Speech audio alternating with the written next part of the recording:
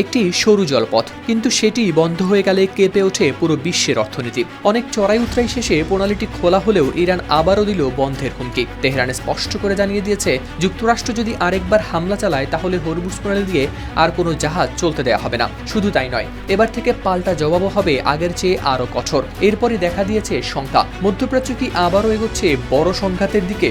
যুক্তরাষ্ট্রের সঙ্গে উত্তেজনা যখন নতুন করে বাড়ছে, ঠিক তখনই ইরানের একটি নিরাপত্তা সূত্র রাষ্ট্রীয় গণমাধ্যম প্রেস টিভিকে জানায়, দেশটির ভূখণ্ডে নতুন কোনো মার্কিন হামলা হলেই হরমুজ প্রণালী সম্পূর্ণ বন্ধ করে দেওয়া হবে। অর্থাৎ এই কৌশলগত জলপথ দিয়ে কোনো ধরনের বাণিজ্যিক বা সামরিক জাহাজ চলাচলের সুযোগ থাকবে না। সংবাদ মাধ্যম মিডল ইস্ট মনিটরের প্রতিবেদনে প্রকাশ পেয়েছে এই তথ্য। একই সঙ্গে ইরান নতুন একটি সামরিক নীতির কথাও জানিয়েছে। সূত্রটির ভাষ্য অনুযায়ী এখন থেকে একটির বদলে দুটি নীতি অনুসরণ করবে তেহরান। অর্থাৎ ইরানের একটি লক্ষ্যবস্তুতে হামলা হলে পাল্টা জবাবে প্রতিপক্ষের অন্তত দুটি লক্ষ্যবস্তুতে আঘাত হানার পরিকল্পনা রয়েছে। এই হুঁশিয়ারির আগে মার্কিন প্রেসিডেন্ট ডোনাল্ড ট্রাম্প ইঙ্গিত দিয়েছিলেন যুক্তরাষ্ট্র ইরানে আরও হামলা চালাতে পারে। এরপরই পরিস্থিতি আরও উত্তপ্ত হয়ে ওঠে। গেল সোমবার হরমুজ প্রণালীতে 3টি বাণিজ্যিক জাহাজে হামলার ঘটনার পর মঙ্গলবার ইরানের বিভিন্ন স্থাপনায় বোমা বর্ষণ করে মার্কিন বাহিনী। পরে দ্বিতীয় দিনের মতো নতুন হামলার খবরও আসে সামনে। তিব্বত কদুর তেল চুলকে করে শক্ত আর মজবুত, ঠান্ডা মাথায় ভালোবাসার জয়। এদিকে ন্যাটো শীর্ষ সম্মেলনে ট্রাম্প ঘোষণা করেন, গেল মাসে ইরানের সঙ্গে স্বাক্ষরিত সমঝোতা স্মারক এখন আর কার্যকর নেই।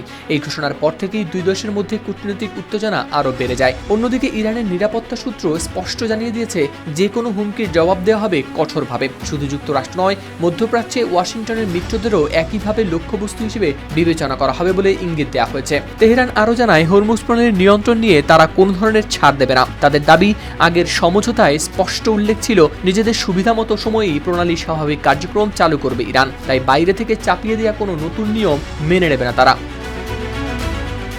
এরই মধ্যে ইরানের ইসলামী বিপ্লবী গার্ড বাহিনী আইআরজিসি দাবি করে, তারা মধ্যপ্রাচ্যে যুক্তরাষ্ট্রের 85টি লক্ষ্যবস্তুতে ক্ষেপণাস্ত্র ও ড্রোন হামলা চালিয়েছে, যার মধ্যে বাহরাইনের মার্কিন নৌবাহিনীর 5ম নৌবহরের সদর দপ্তর, সালমান বন্দর ও কুয়েতের আলী আল সালেম বিমান ঘাঁটির কথাও উল্লেখ করা হয়েছে। অন্যদিকে মার্কিন সেন্ট্রাল কমান্ড জানায়, তারা এর আগে ইরানের 80টিরও বেশি লক্ষ্যবস্তুতে হামলা চালিয়েছে। হাওলাদার শামীম, RTV।